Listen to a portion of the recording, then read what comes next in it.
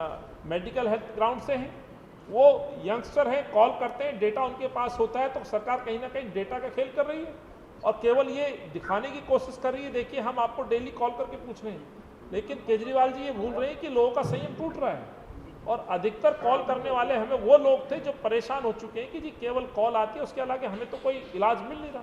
तो ऑक्सीमीटर का मैं समझता हूँ पूरी तरह से इस ऑक्सीमीटर से कोई ट्रीटमेंट नहीं मिलने वाला। वो कहें कि हमें शरीर का ऑक्सीजन नापना है, हमें फीवर चेक करना है, पल्स चेक करनी है, तो इलाज उससे नहीं है। यदि ये कम हो गई, ऑक्सीजन कम हो गई, तो उन्हें हॉस्पिटल तो कौन पहुंचाएगा? उसके लिए आप सीधे मना कर चुके कि हमारे पास एम्बुलेंस नहीं है। बड़े अफसोस की बात है। ये कहते हैं हमारे पास बेड्स नहीं है, हमारे पास रूम्स नहीं है, हॉस्पिटल्स नहीं है, तो लोगों को मरने के लिए तो आपने वैसे ही छोड़ दिया। यूपी सरकार द्वारा इनकम डिपार्टमेंट के खिलाफ नोटिस जारी हुआ है, जिसमें आगरा को लेकर उन्होंने ट्वीट किया था कि 47 लोग जो कोविड-19 तो 28 लोगों की मौत हो चुकी। इस संदर्भ में आज प्रियंका गांधी को नोटिस यूपी सरकार द्वारा जारी किया गया और 24 घंटे का टाइम दिया गया। तो इसके पीछे का राजनीतिक उद्देश्य क्या है? देखिए, मैं एक ही बात बोल सकता हूँ, कांग्रेस आज विपक्ष में है देश में। विपक्ष कौन है? लोगों की आवाज़। हमें जब लोगों का फीडबैक आता है तो स्वाभाविक रूप से है हम वो आवाज़ सरकार तक पहुंचाते हैं। तो हमारे चाहे आदरणीय सोनिया जी हों, राहुल जी हों, या सोनिया जी ने भी जब सवाल किए तो उन पर भी FIR होती है।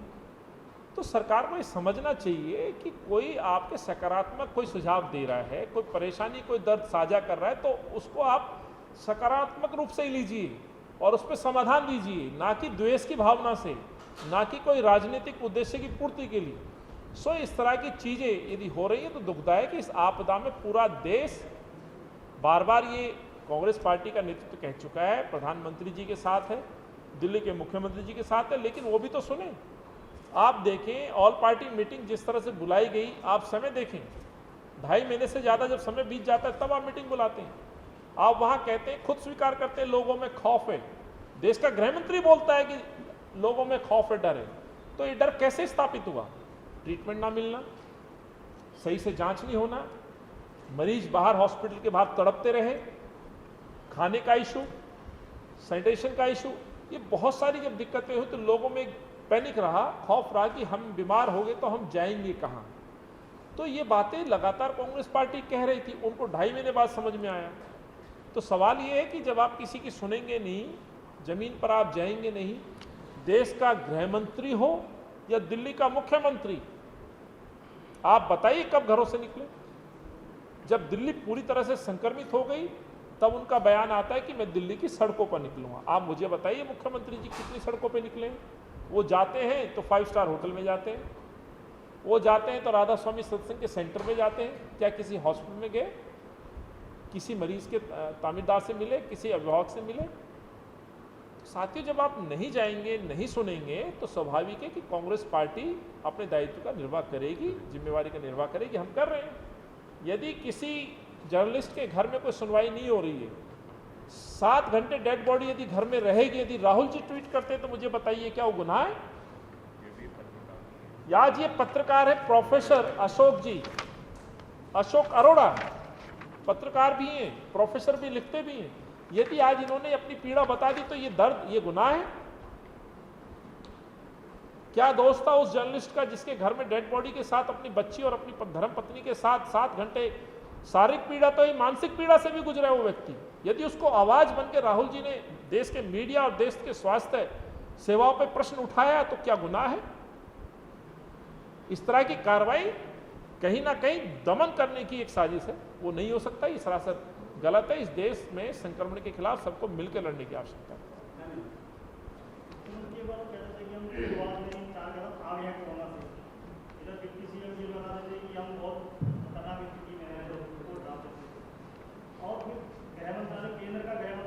देर बाद जो पोजीशन दी तो क्या जस्टिफाई है? बिल्कुल, ये बात हम लगातार कहते रहे हैं कि केजरीवाल जी का पहला बयान देखें 7 अप्रैल 2020, जिसमें उन्होंने कहा कि दिल्ली में प्रतिदिन यदि 1000 मरीज भी आएंगे तो हम तैयार हैं, घबराइए मत, दिल्ली को पूरी व्यवस्थाएं। मुझे आज भी उनका एक्शन याद आता है जिसमें सीना ठोक के कहते हैं घबराने की आवश्यकता नहीं है, बहुत व्यवस्थाएं, और वर्ल्ड का सबसे मजबूत स्ट्रॉन्ग इंफ्रास्ट्रक्चर हेल्थ का यदि कहीं है तो वो दिल्ली में है। उसमें मोहल्ला क्लिनिक का जिक्र किया करते थे, उनके हॉस्पिटल्स के अंदर व्याप्त व्यवस्थाओं की बात किया करते थे। आप बात करते थे एम्बुलेंस की। अब सवाल ये उठता है, ये तो आज पेशेंट आने शुरू हुए जब कांग्रेस पार्टी लगातार इनके पीछे इनको समझाती रही कि टेस्ट बढ़ाइए। और गृह मंत्री जी का जब बैठक हुई तब भी हमने कहा कि खौफ तब खत्म होगा जब लोगों की जांच करिए, उनको आप ढूंढिए कहाँ पे हैं और फिर उनका इलाज प्रदान करिए। सो केजरीवाल जी केवल बयान देते रहे। 30 अप्रैल के बाद जब जब बयान आए उनके बयानों में विरोधाभास है। बार बार उनका बयान आप देखें बदलता रहा है। और इससे बड़ा सबूत और किस बात का है कि जब उन्होंने कहा कि मैं सड़कों पर उतरूंगा, आप बताइए कितनी सड़कों पर उतर गए। आप मोहल्ला क्लिनिक पर अपना सीना शान से जो है ठोकते थे कि हमारे पास बहुत स्ट्रॉन्ग इंफ्रास्ट्रक्चर है हेल्थ का, तो आप बताइए कहाँ है आपका मोहल्ला क्लिनिक, क्या स्थिति है। ये आवाज यदि कांग्रेस पार्टी नहीं बनती, यदि मैं स्वयं मैक्स जैसे हॉस्पिटल में विजिट नहीं करता, तो आप मुझे बताइए कि जिस तरह से लूट मची हुई थी प्राइवेट हॉस्पिटल्स के अंदर, वो 2.5 महीने बाद जाकर के इनकी नींद खुली है। तो सब लोग अपने घर में बैठे हुए, इनका कोई कैबिनेट का मंत्री बताएं जो आपको घूमता है विजिट करता नजर हुआ है, कोई इनका एमएलए दिखाई दिया हो। लेकिन होम क्वारंटीन को लेकर के जब नई गाइडलाइंस जारी की महामहिम साहब ने, तो सारे लोग टूट पड़े। तो दर्द क्या है, क्या उस कंपनी का ऑर्डर खत्म करना है या होम आइसोलेशन की परेशानी है? यदि इस दिल्ली को 30,000 बेड की भी आवश्यकता है तो कौन देगा? ये सरकारों की जिम्मेवारी है, सरकार की रिस्पॉन्सिबिलिटी बनती है। इसीलिए सरकार ने चुना है, लोगों ने सरकार को चुना है, इतने भारी मैंडेट के साथ चुना है।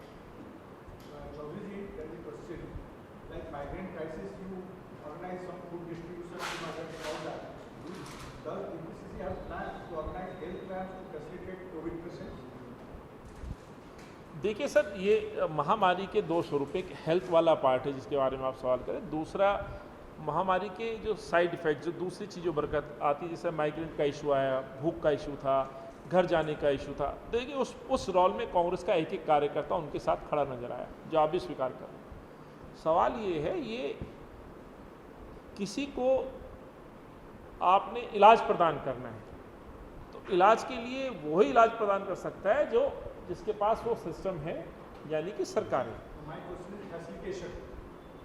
जी, मैं वही आ रहा हूँ आपको। एक है उनको चिकित्सा प्रदान करना, दूसरा लॉजिस्टिक इशू। तो लॉजिस्टिक इश्यूज पे कांग्रेस पार्टी लगातार डीपीसीसी उनके साथ खड़ी नजर आई, चाहे उनके खान पान का इशू हो। दूसरा रही आवाज़ इनके मेडिकल ट्रीटमेंट की, सो कांग्रेस पार्टी लगातार इस सरकारों से जवाब मांग रही है। 20 जून को हमने तमाम कई हॉस्पिटल्स के विजिट किए, इनको याद नहीं है, हमने इनको सजेस्ट किए हैं कि आपके हॉस्पिटल्स बन के तैयार हैं, इन हॉस्पिटल्स में आप बेड लगाइए, तुरंत लोगों को इलाज प्रदान करिए। होम आइसोलेशन जिसपे एक सिंगल BHK का घर है, आप कैसे उनको इलाज प्रदान कर सकते हैं? उनको अच्छा बेहतर वातावरण दें, उनको विश्वास लगे कि मुझे अच्छा यहाँ फूड मिलेगा, यहाँ पे साफ़ सुथरा टॉयलेट मिलेगा, साफ़ सुथरा बेड मिलेगा। सो जब आप लोगों में ये विश्वास स्थापित कर देंगे तो लोग क्वारंटीन सेंटर तक आने के लिए तैयार होंगे, और नहीं होंगे तो घर में रहेंगे। तो स्वाभाविक है ये चेन बढ़ेगी, और चेन बढ़ेगी तो संक्रमण तेजी से बढ़ेगा, जो बढ़ भी रहा है। तो प्रश्न ये है कि सरकार के कुछ चीज़ें सरकार के दायरे में जो सरकार को करनी है, इसीलिए यदि हमारे दायरे में होता तो शायद अब तक कांग्रेस का कार्यकर्ता ये करने में भी पूरी तरह से तैयारी कर चुका होता। पर इसमें टेक्निकली आपको मजबूत होना पड़ेगा। पैरामेडिकल स्टाफ की आपको आवश्यकता है, नर्सिस के स्टाफ की जरूरत है आपको। इसमें लाइक ऑक्सीजन सिलेंडर भी लगाना है तो उसमें टेक्निकली आपको परिपूर्ण होना जरूरी है। तो ये सरकार के दायरे की कुछ चीज़ें जो सरकारी जिस रोल को निभा सकती हैं। बाकी दूसरी भूमिकाओं में कांग्रेस का कार्यकर्ता निरंतर अपने आप को जुड़े हुए है, काम कर रहा है, उनकी आवाज़ बनने से लेकर के उनकी और जो व्यवस्था कर सकता है वो कर रहा है। या 100% गवर्नमेंट फेल, ये बात हम बार बार बोल रहे हैं, 3 महीने हो चुके हैं। वो राशन देने में फेल रहे, वो माइग्रेंट को घर पहुंचाने में फेल रहे, वो लोगों को ट्रीटमेंट देने में फेल हो रहे हैं।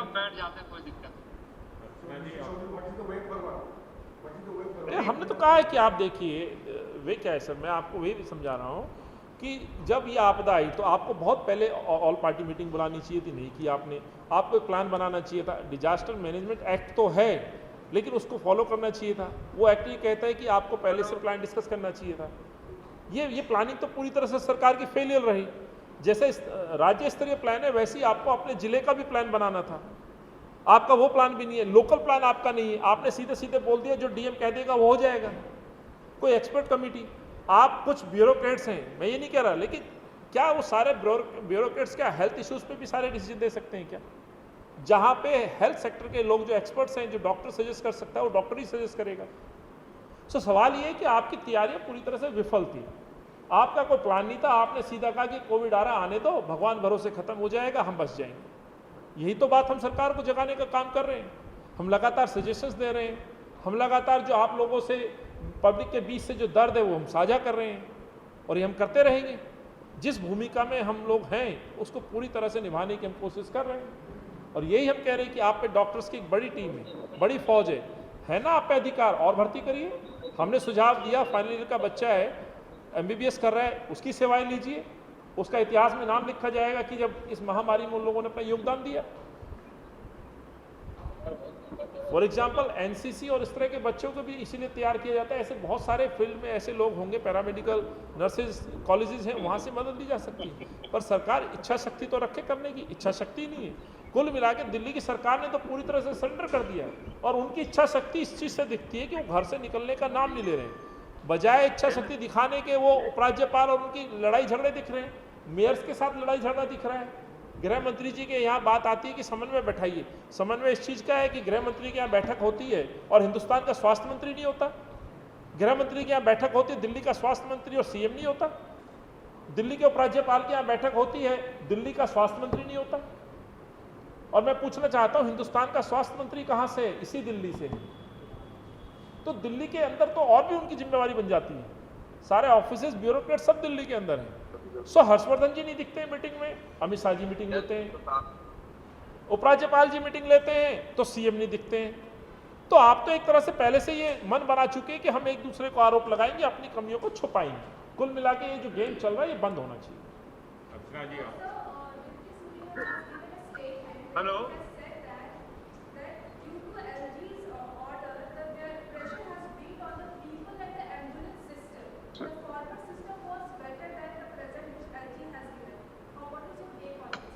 देखिए, पहली बात तो जिस तरह से उन्होंने पूरी तरह से हाथ खड़ा कर दिया, भाई हमारे पास एम्बुलेंस नहीं है, तो सवाल ये उठता है कि यही सरकार, केजरीवाल जी, मैं पुनः दोहरा रहा हूँ अपनी बात को, कि ये दावा करते थे कि दिल्ली का जो हेल्थ का इंफ्रास्ट्रक्चर है वो पूरे हिंदुस्तान के साथ वर्ल्ड में नंबर 1 है, जिसमें कई बड़े दावे किए गए थे। सो मैंने डिप्टी सीएम का भी पत्र देखा, पूरी तरह से इन्होंने एक बार फिर ये स्वीकार कर लिया, भाई हमारे पास कुछ नहीं है, ना एम्बुलेंस है, ना हम आपको इलाज प्रदान कर सकते हैं, आप अपने घर में रहिए, एक कॉल सेंटर से फ़ोन आएगा, बस हम वही कर सकते हैं आपके लिए। और आज ऑक्सीमीटर के नाम पे एक डिवाइस दे देंगे, खुद चेक करिए, आपका फीवर भी नहीं है, पल्स रेट बताएगा और आपके शरीर के ऑक्सीजन को नापने का काम करेगा। इससे ज़्यादा ये ना आपको राशन दे सकते, ना आपको इलाज प्रदान कर सकते, हॉस्पिटल पहुँचाने के लिए एम्बुलेंस नहीं दे सकते। ये बात तो हम लगातार कह रहे हैं कि सरकार पूरी तरह से हाथ खड़े कर चुकी है। सवाल होम आइसोलेशन और इंस्टीट्यूशनल क्वारंटीन को लेकर के हमने ये बात कही थी कि 60% से ज़्यादा यदि इस दिल्ली में जो घर है वो सिंगल BHK या 2 BHK या अनऑथराइज रिसेटलमेंट कॉलोनी, स्लम या विलेजेस हैं, जहाँ पे शायद यदि कोई कोविड पाया गया तो उनके परिवारों को संक्रमण फैलने के बहुत अत्यधिक चांस हैं। इसीलिए सरकार ये आइसोलेशन सेंटर्स बनाए, इंस्टीट्यूशनल सेंटर्स बनाए, जहाँ पर ये इंश्योर किया जाए, सुनिश्चित किया जाए कि बेहतर वॉशरूम मिलेगा। किसी भी इंसान की घबराहट क्या है कि उसको एक तो काउंसलिंग के लिए एक अच्छा वहाँ डॉक्टर हो, कोई नर्स हो, कोई परेशानी है तो उसको बता सके और उसको तुरंत इलाज प्रदान हो सके, नंबर 1। नंबर 2, उसको अच्छा भोजन, अच्छी व्यवस्था, अच्छा मील, हेल्दी मील मिले। नंबर 3, जहाँ वो रहेगा वहाँ साफ सुथरा वॉशरूम या उसकी चद्दर या बेड जो भी बिस्तर है वो मिले। ये 3 बेसिक चीज, ये चीज़ें दे दीजिए आप, हर व्यक्ति आने के लिए तैयार हो जाएगा। अब आप फर्क देख लीजिए, अरविंद केजरीवाल जी राधा स्वामी सत्संग में तो जाते हैं कि एक ऐसी धार्मिक संस्था है, क्योंकि मैं जानता हूँ पर्सनली, निजी तौर पर जानता हूँ राधा स्वामी सत्संग को, वहाँ पे बिल्कुल सेवा भाव से लोग काम करते हैं और इतनी साफ स्वच्छता इतनी पाई जाएगी कि मुख्यमंत्री जी का मन कर गया जाने का। लेकिन मंडौली वाले आइसोलेशन में तो नहीं जाते विजिट करने, अपने सरकारी किसी क्वारंटीन सेंटर में तो नहीं जाते जांच करने के लिए वहाँ बेड की व्यवस्था कैसी है। तो स्वाभाविक ही सी बात है, राधा स्वामी सत्संग में किसी को भेजोगे तो वहां पे क्वारंटीन होने के लिए कोई भी तैयार हो जाएगा। लेकिन जो सरकार के अपने क्वारंटीन सेंटर जो बनाए हुए हैं उनकी व्यवस्था देखोगे तो बद से बदतर है। ये सबसे बड़ा फर्क है। तो इसलिए हमने कहा है कि होम आइसोलेशन की नई जो गाइडलाइन जारी की है, मैं समझता हूँ उपराज्यपाल जी ने हमारे सुझाव को उस समय माना था, हमने बात कही थी, पर साथ ही साथ ये भी कहा था कि सुनिश्चित करें लोगों को उचित व्यवस्था देंगे तो लोग तैयार होंगे। ये विश्वास डेवलप करना जरूरी है। कोई आदमी नहीं चाहेगा, कोई नहीं चाहेगा कि मेरे माँ बाप खतरे में आए, कोई भी ये नहीं चाहेगा मेरे बच्चे खतरे में आए, कोविड की हद में आए। और एक घर में यदि एक को कोविड हो गया तो समझिए पूरे परिवार को होगा ही होगा, और ये सैकड़ों उदाहरण है। सो केजरीवाल जी इस जिद पे अड़े हुए हैं, अपने अहम की लड़ाई लड़ रहे हैं, और ये एक दूसरे की लड़ाई लड़ करके कहीं ना कहीं अपनी गलती और अपनी कमियों पे पर्दा डालने का काम कर रहे हैं। सॉरी मोहित जी, सॉरी, अब आपसे एक बार। मोहित जी अभी नहीं है। ओके,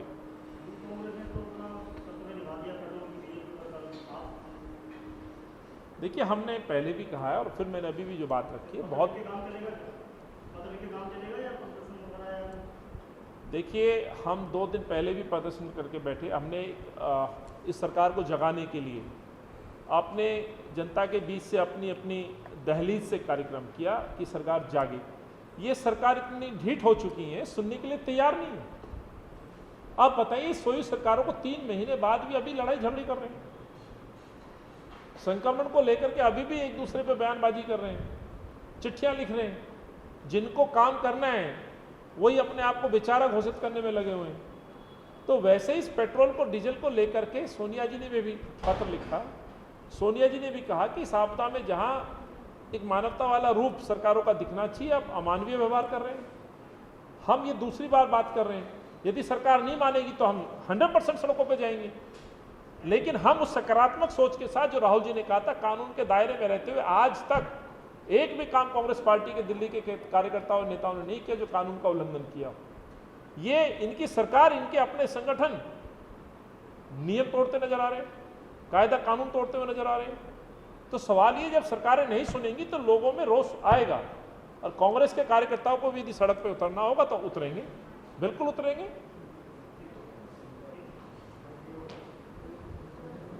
ज्यादा आवश्यकता है तो सुझाव के तौर पे हमने कहा था, तो आवश्यकता पड़े तो कम से कम एसी कोचेज वहां लगाए जाएं। लेकिन अफसोस, आज आम आदमी पार्टी का एक सांसद कहता है धन्यवाद, बधाई गृह मंत्री जी, और दूसरी तरफ उन्हीं का प्रवक्ता कहता है कि आग की भट्टी बन पड़ेंगी। तो हम ये कहना चाहते हैं, आप जिस तरह से एक दूसरे की जिम्मेवारियों को आरोप प्रत्यारोप से लगा करके पल्ला झाड़ने का काम कर रहे हैं, दिल्ली को बिल्कुल, दिल्ली के अपने निवासियों को अपने भरोसे छोड़ दिया है। और आज एक दूसरे से लड़ने झगड़ने का जो नाटक दिल्ली में चल रहा है, उससे दिल्ली की जनता सफर कर रही है। इसीलिए हम ये कहना चाहते हैं कि इस क्वारंटीन में रहने वाले लोगों को उचित व्यवस्था दी जाए।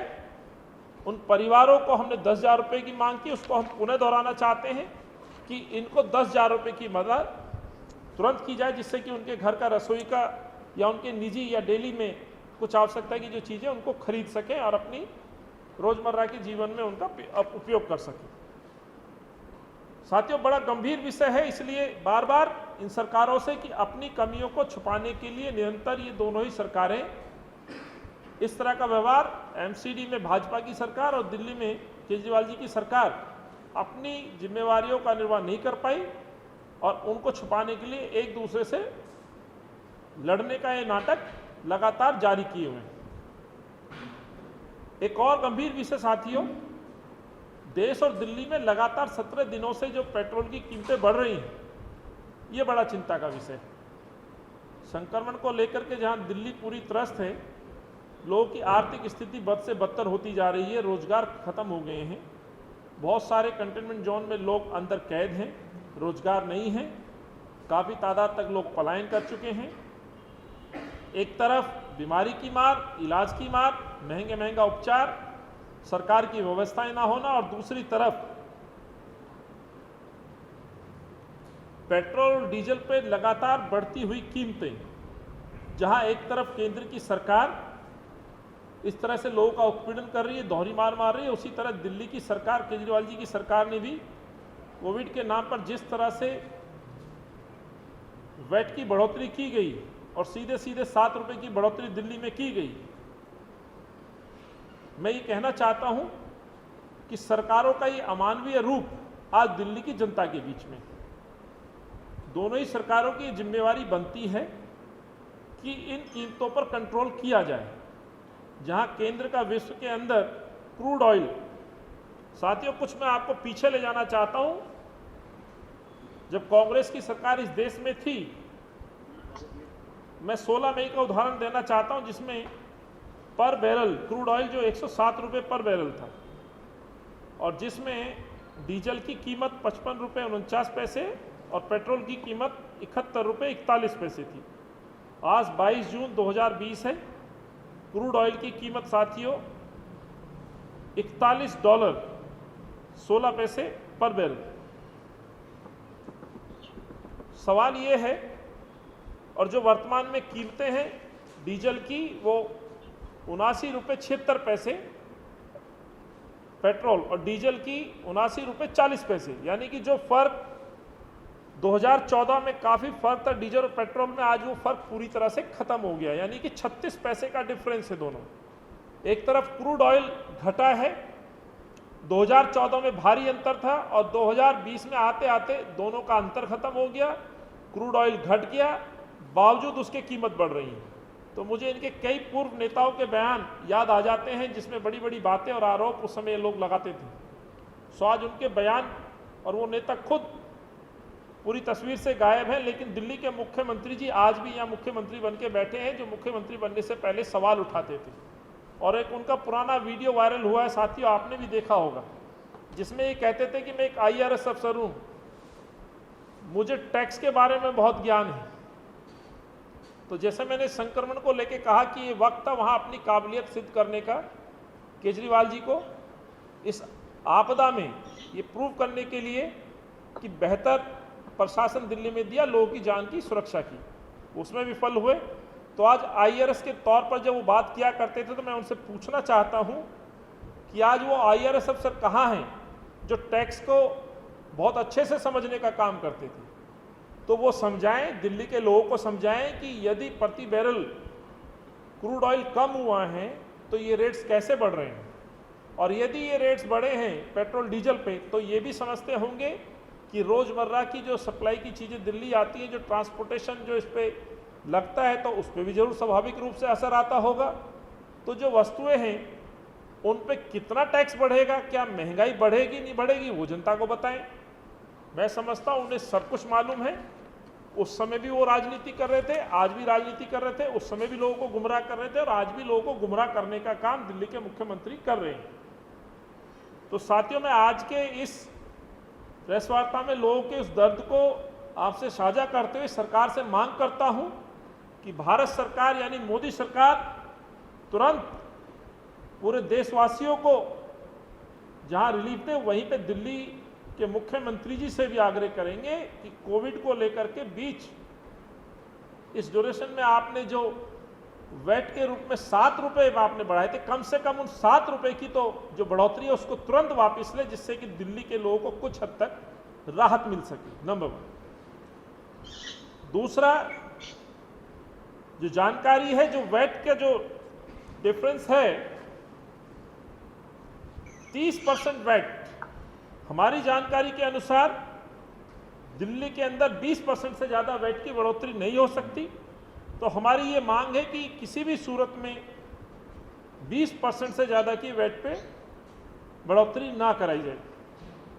लगातार 16 दिन से ये बढ़ोतरी दिल्ली में जारी है। इसके लिए हमने पहले भी संदर्भ में लेटर लिखा था। आज पुणे केजरीवाल जी से हम आग्रह करते हैं कि वाकई दिल्ली के अभिभावक हैं, दिल्ली के आप बेटा हैं, तो दिल्ली के इस दर्द को समझें और इस संक्रमण की इस महामारी में इस तरह की दोहरी मार दिल्ली के लोगों पर ना मारें।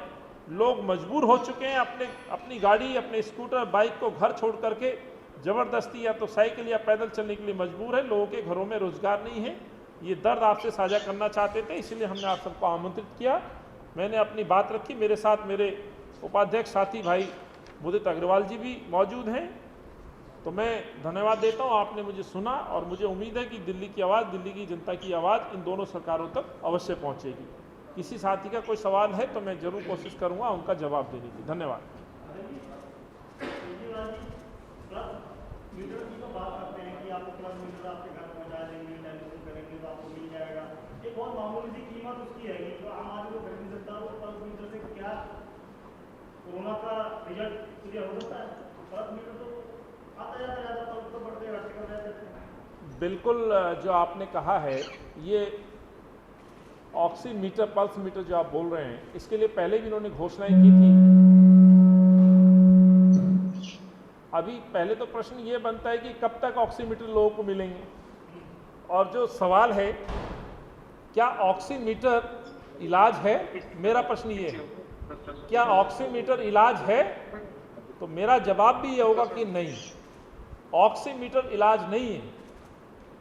तो लोग जो संक्रमित हो रहे हैं, जो पॉजिटिव पाए जा रहे हैं, उनको ऑक्सीमीटर दे करके आप ये नहीं कह सकते कि आपका इलाज हमने कर दिया है।